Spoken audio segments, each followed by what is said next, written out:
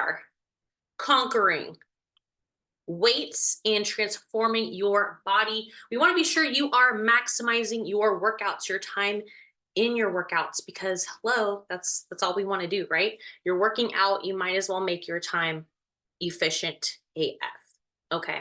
So a little bit about me, just like Paquito amount about me. Who I am. So I am an aspiring professional bodybuilder. I'm aspiring to be an IFBB pro. I've been working towards that for about 5 years. Okay. I've been weight training for over 12 years, almost half my life, and personal training for 4 years. So you can see this is me here on the right. I don't look like that currently, but on stage day, that is me. I am a coach to lifestyle clients and competition clients across the nation. And I love to see them make drastic improvements in themselves, more so internally than the external, right? We all start this journey for the external reasons. We want to go through a great transformation physically, but what I really love is the internal work that gets done. You start feeling amazing inside, and that really shows outside. Okay. I do have some pictures of my clients. This is Vanessa, who is on the chat as well in the Zoom room. She's dropped 50 pounds and she is in prep as of today for her first bodybuilding competition. That wasn't something we started out as the goal, but has come to fruition by way of taking the whole year to become what she is today, an overall badass. Okay. And then this is my client, Cynthia, as well, over 50 and conquering the stage like a bad bee. Okay. So that's a little bit about me and some of my clients. So next, why is weight training important? I mean, I'm sure you see it all over your Instagram, TikTok, your doctor tells you, right? I'm going to touch briefly on this. Training is important because number one, increases your metabolism, which is fantastic, right? Your body is just going to be very efficient at burning calories, but also building muscle lets you eat more, quite literally. Muscle requires more calories to keep on your body. So that increases your metabolic rate. You can quite literally eat more because you have more muscle. Amazing. Who doesn't want to eat more? Fat loss, obviously, helping burning fat, promoting leaner body composition. You can be at the same body weight, but look completely different because you have muscle on your body and you've dropped some body fat by way of resistance training. Okay. And then increased fat oxidation. What that means is your body's going to be able to utilize fat as a fuel source for exercise, but also when you're resting as well, which is pretty amazing, right? Our body usually utilizes glucose, aka carbs, as its number one fuel source, but it gets really good at doing that to where it can start using your fat as a fuel source. Okay, so super important, but also it's amazing for all of these other reasons. Okay, you're gonna have better energy levels, chronic disease prevention of muscle loss, which is a huge risk as we get into as we age. Okay, and your bone density as well, which I don't have on here, but I really should. Okay, so getting into that, why maximizing your time in the gym matters. You're spending time already in the gym, right? We're already there. Okay, why? What if it's just not benefiting you how you like? You want the maximum amount of benefits in your training session. You're working hard, you're sweating your ass off. We want to make sure you're doing things correctly. Okay. So by way of that, I'm just going to move myself left to right. You have to be training hard to actually be doing something. Okay. So there are a few different scales in which we can measure that. So the first one being RPE, the rate of perceived exertion. So that's typically measured on a scale of 0 to 10. It's an actual scale right here. And with this, 0 means no exertion. You're probably just walking flat on a treadmill, maybe not even your warm-up sets, okay, because there are exertions there. So with 10 being your max exertion, that's going to be like a 1 rep max scale victory. That's like powerlifting type thing. Okay. You are like all the way exerted 100%. So we want to live somewhere between this. I recommend anywhere between 4 and 7. Okay. We want to be moderate to somewhat hard in those very hard, heavy sets, maybe even an 8 to 9. Okay. Number 10 sounds like you should be there, but honestly, that is kind of past the point. Okay. We don't really need to be training at a 10. But when you are weight training, ask yourself, how difficult was that on a scale of 0 to 10? For myself personally, it's hard to measure that. Like, oh, was that a 6? Was that an 8? Was that a 10? I like to think of a 0 to 5. That's more of a realistic thing I can envision, right? That lat pull down, that was probably a 3. So I know I can bump up. Okay. So when you know your scale or just your exertion amount, like, could I have gone heavier? Maybe. Yes. That's when you want to push again. Okay. Also, breathing and your ability to talk. Can you carry on a conversation right after you're done on the hack squat machine? Are you okay? Because you should not be able to carry on a conversation, be breathing fine, and being able to just go about it after that. If you are not pushing yourself hard enough. Okay. Most definitely. So being able to talk in between sets and things, after you're recovered after a minute or two, that's great. Maybe after your warm-up sets, you're able to talk, but when you are in those hard and heavy last few sets, that really, really matter where that muscle's getting taxed, you shouldn't be able to carry on a conversation. Okay. Muscle fatigue. So, can you quite literally feel your muscles working? Are they tired? I'm sure you can remember, think back to your first time barbell squatting, that feeling in your legs, that deep set muscle soreness.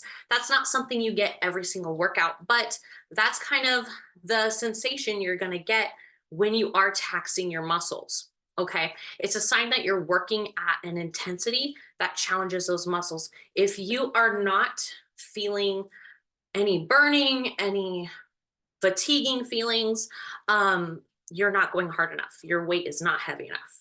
Okay. Once your muscles start burning in a set, go for 5 more reps. That is quite literally when your body starts, okay, we're working now, right? Then you go for those 5 more, where let's say previously you would have stopped at those. Oh, it's burning. We're going to stop here. That's good. I'm good with that. No, I want you to keep going when it burns. Okay. That means shit's getting good. We need to keep going. As long as you can keep your form and technique on point, you should be able to go for 3 to 5 more reps. Okay. So let's say you are training really hard. You don't have to be training at, again, like an 8 or 9, but you're finding it difficult to breathe in conversation after a workout and such. You feel your muscles burning. So how do we know we are progressing? Because muscle gain, you can't really visually see it, right? It's very hard to actually visually see what's going on. So how do we tell you are progressing? My cat's meowing. Okay, so how can we measure progress solely in the gym? Your progress in performance. So improvements like being able to lift heavier weights, being able to do reps at the same rep scheme as last, but maybe you go for more reps because, hey, it feels a little bit lighter. Okay, so last week's weight feels kind of light, or maybe it doesn't feel light, but you're not as challenged as last week. Okay, it's time to increase the weight. That's when you know. Let's say you're not as sore, which soreness, that's a big one. You don't always have to be sore for things to be happening. We love to point the finger at soreness and say, like, oh, yeah, I have to feel sore after every workout. That is not the case. Even if you don't feel soreness, something is still happening. You probably have great recovery, but some people like to kind of feel that soreness, and I get it. I get it. But if you aren't as sore as you typically are, that's great. That means you are progressing in the gym, but also outside the gym with recovery too, which is extremely important. And we're going to touch on that as well. Okay. So progressive overload, which you've probably maybe heard of, maybe not, but that basically means we are progressing each week. Essentially, that's how we want to progress in the gym. But that doesn't mean we always have to add a weight on the bar or weight on the leg press, etc. Okay. So it can look a variety of things like four-ish ranges is going to be more weight, obviously. If you can do a leg press with more weight, you've progressed. But let's say you keep the same weight, but you have better form. Better form. Let's say better range of motion, or maybe you go slower, you have a slower tempo to it. That is progress. Okay. Just because we didn't add a 45-pound plate this week doesn't mean we didn't progress, because your body doesn't know that you're lifting 360 pounds of leg press, right? But if you got deeper, you're going to feel it and your body's going to adjust to that. Okay. And then more reps than last week at the same weight. That is going to be another form of progressive overload. Okay. Say you lat pull down 30 pounds, well, let's say 60 pounds last week, and then you did that for 15 this week. There you go. That's fantastic. But if you are not progressing in the gym, you're not going to be growing muscle. If you are doing your same 15 reps at 60 pounds on that lat pull down for the past 3 months, you're really not progressing and you are not going to grow muscle. Okay. The biggest thing with growing muscle is it's challenging. It's very challenging. That's why you don't see jacked people everywhere because you have to be challenged in your workouts for that muscle to grow. Okay. So let's say progress. We want to track it, right? Someone had asked, where can I track my weights? You can get a logbook like this. This is one of my favorites. I tracked my own weight training in here for a few years and grabbed it. It's extremely easy to follow through, or something like a rep count app. That was just a random app. I didn't download it, but it looks pretty easy to follow. You can make your own workouts, put the workouts that you have assigned in there and follow it. Okay. And I will say, you should be training on a program. You should not be bopping around for different programs. You should be consistently training on the same program at least for 12 weeks. Give it 12 weeks. Okay.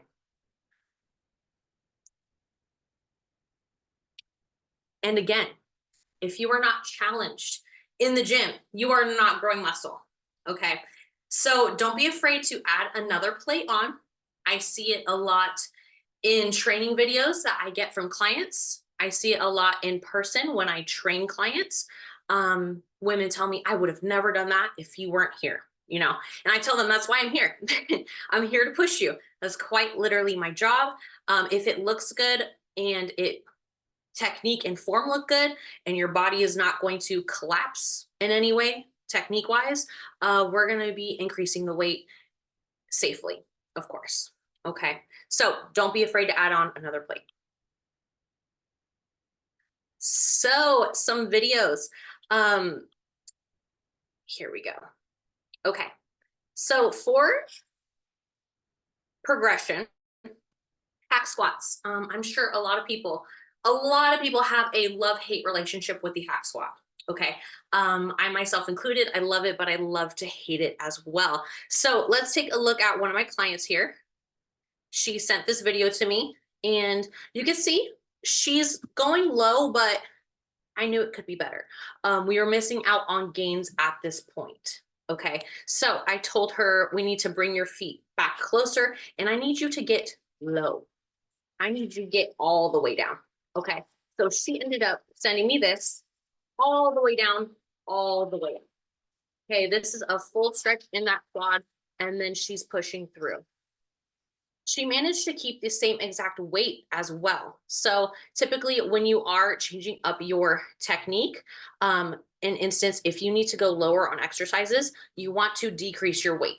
Okay, you just want to have it lightweight. Make sure you can do the full range of motion before you start stacking on weights. However, she did great, and she's putting all her regular weights on there, and she's going through that full range of motion. Okay. This is again how we optimize your time in the gym. If you are half-assing your reps, you're not going to get the gains that you should be, okay? Or the gains that you're looking for. Even if you don't want to be a bodybuilder, doesn't matter. You want to be sure you are taking your technique to that level of where it needs to be to get the full benefits of that workout. Okay, so hack squats, be sure your back is on this the entire time. Okay, should not be coming up. And full range of motion here. These look beautiful. Okay, next thing, the RDL, which again, we want full range of motion, obviously. RDLs are fantastic at working your glutes and your hamstrings, okay? They mainly bias the glutes because the bend in the knee decreases your hamstring abilities to work and brings in your glutes more so, okay? So let's look at her form, point A. And looking at this, form looks fantastic, right? Nothing really, she looks great. She's going through, it looks easy. I told her we need to slow this down, okay? Because you do not want to be lifting weight faster. That is not how we build muscle faster, okay? So I told her, I want you to take your time and I want you to think about the muscles we're utilizing, okay? So she slowed everything down and bringing this at a slower tempo brings more muscle tension. Your muscles grow with time under tension. So with her, instead of speeding through these reps, she's taking her time. This was a 30-second set. This was a 50-second set. So that is a lot more time under tension for her muscles. That's why going slow is very important. Okay. And then some key points. You're hinging your hips. Okay. Your chest is naturally going to drop, right? Because your booty's moving back and it's working. Once your hips stop moving, you are not going to be letting your chest fall even more. Okay. Once your hips stop moving here, you want to start bringing that back up, driving through your feet and squeezing your cheeks to the top. Okay. So that is on RDLs, or Romanian deadlifts. Let's see. Okay, so we're going to get into some cardio things. If you have any questions on weight training, feel free to plug them in the chat and I will go back to them. Okay, so chatting about cardio briefly. Cardio obviously is a way to burn calories. Okay, it's not the best way to burn calories because it takes a lot of cardio to burn a lot of calories. So, and if you've been on a cardio machine, I'm sure you've seen that. But some benefits that don't include body change is going to be your cardiovascular health, which is huge, increased endurance, which is going to help you in the weight room and being able to keep up with that heavier weight. And you're going to have some good sleep and reduces a little bit of stress as well. Okay. So that's more internal work. Now, for our cardio types, we have listed specifically in the Goddess Body Project group program. We have MISS, which is moderate intensity, steady state. It's about 60 to 75% of your max heart rate. It's kind of intense. It's pretty moderate, but some examples of that would be like a fast-paced walk around your neighborhood, but probably around 30 minutes to 45 minutes. Okay, swimming, doing laps in the pool. If you're going for a jog, going for a steady pace during the workout, that is going to be moderate. Some lists, so low intensity, that's going to be 50 to 60% of your max heart rate. It's not as high as MISS. And this you can go for longer durations because you're not as exerted as you would for moderate intensity.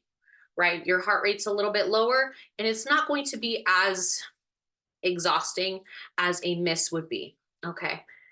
But I say that loosely because exhausting or not, you can do lists for an hour and miss for 30 minutes and still have that exhaustion there. Okay.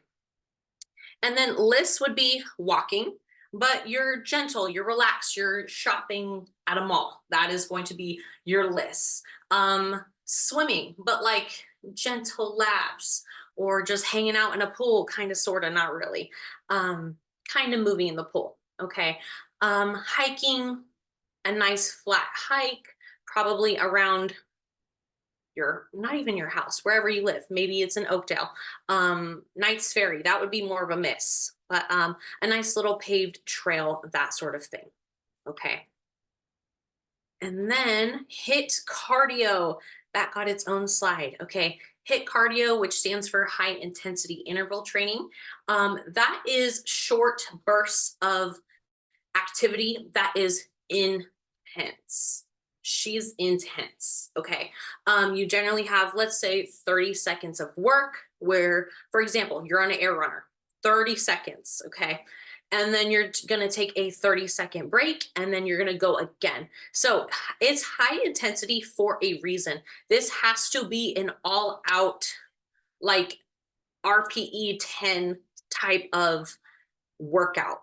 Okay, you should be probably exhausted after your HIT cardio. If you're not, you are not hitting it hard enough. Okay, there are HIT cardio options in the cardio options document in the Goddess Body Project portal. So check those out, be sure. And I'd really recommend this for those who are bored with their cardio because it's fun.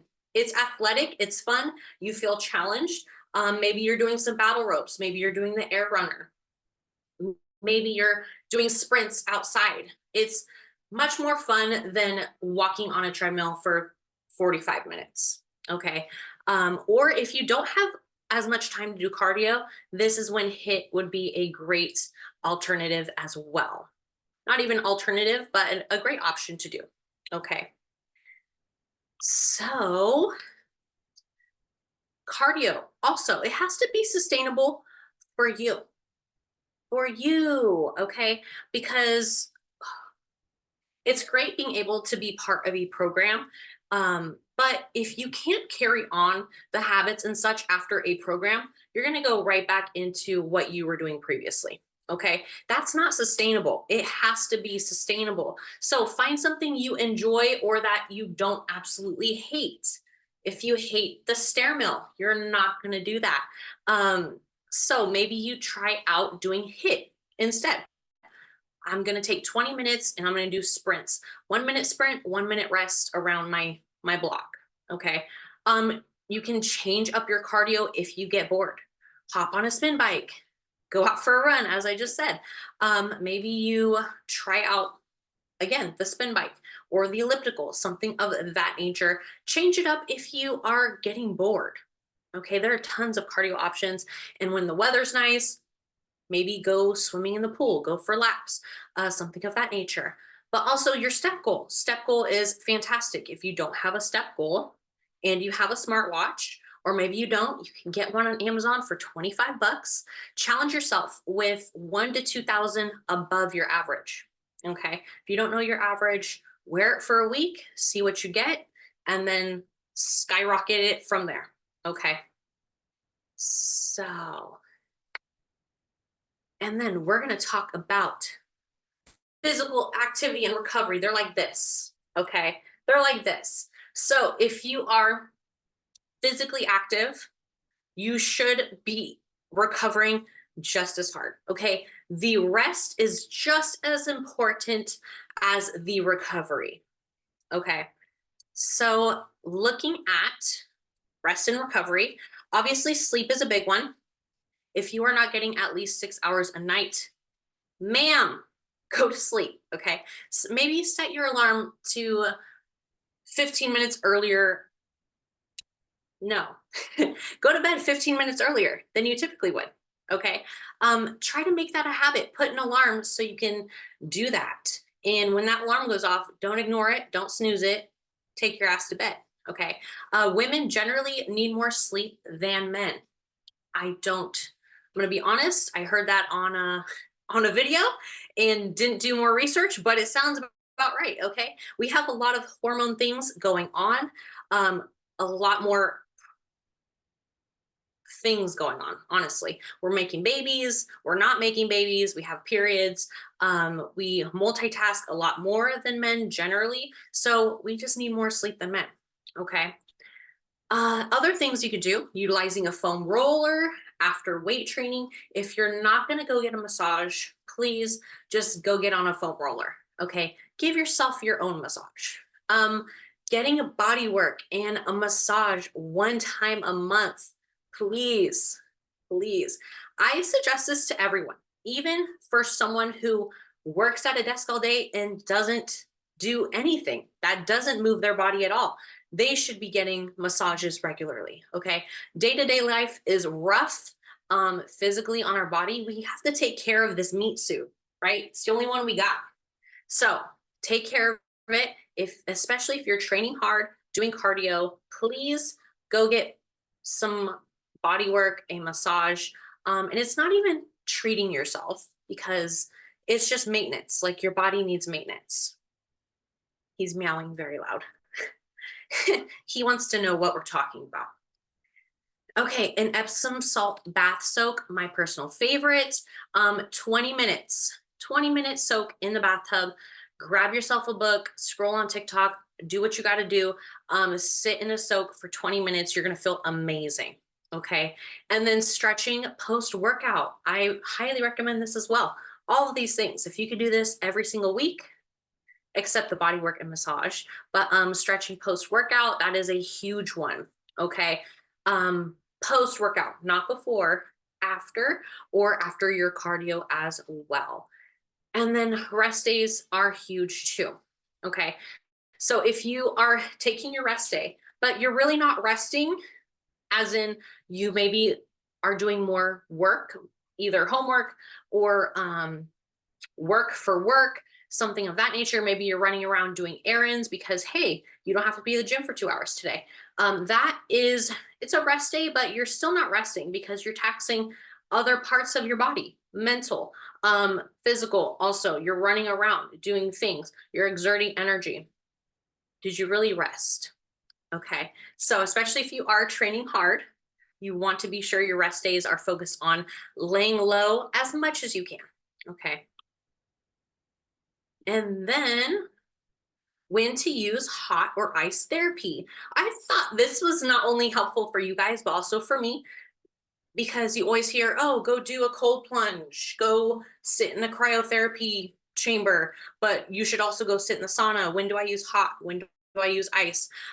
So when to use cold, okay, after an injury. So I know for me, I throw my back out every once in a while, just because of previous injuries. And I immediately want to go use a heating pad because it feels good, right? We should really be using an ice pack instead, because that's going to reduce the inflammation. Whereas if we start using heat in an already pissed off injury, that's going to increase the blood flow and just kind of keep it there. It's going to keep it pissed off. So we want to go ahead and reduce the inflammation first before we start using heat. Okay. Minimizes muscle soreness, may improve recovery. Yes. And there are some studies when to use cold and hot. There are a lot, so you can definitely geek out on that if you like. Okay. And then when to use heat, that's going to increase blood flow, promote relaxation, help with muscle stiffness, your soreness. Maybe go stretch in a sauna on a rest day. Okay. That would be fantastic. And it feels amazing to just go sit in a sauna, right? So cold for injury, hot when you're sore and you're stiff, but maybe not injured. Okay, so this week for the Goddess Body Project members, I want you to submit a training video either to me in the chat function or on the community forum so I can look at your form. Okay, so I do this with my all of my other clients, my one-on-one clients. And a lot of them start out with saying, I've never recorded myself in the gym before ever in my life. Totally fine. What you're going to do, you're going to take your shaker cup or your water bottle. You're going to take your phone, prop her up just like that. Boom. There's your tripod. Okay. Doesn't have to be a fancy angle. You don't have to overthink it. Nobody else is looking at you. Okay. Set that baby up, record your form, and send it to me over on the platform. So then that way we can be sure you're doing things right. Or you can even look at yourself and see, am I doing this right? Am I going all the way down? Am I moving too fast? That sort of thing. Okay. And some great options to do this on are going to be your dumbbell RDLs, your leg presses, and your hack squat. Notice it's all of the big leg movers because these involve more than just one muscle group. Okay, leg press, you're working your quads, your glutes, also your hammies, your hack squat, same thing. Big muscle groups there that we want to make sure you're taking through full range of motion and you are challenged. Okay, and training audits should always be on your heaviest, most challenging set. Okay, that way we can see what it looks like when you are challenged. And if it's your hard and challenge set and you aren't challenged, then we need to be challenged. Okay, we need to increase that weight, add more reps, that sort of thing. Okay, of course, if it's safe to do so. Okay, so it is Q&A time. Um, any questions? We're gonna check the chat box if I knew how to get back there.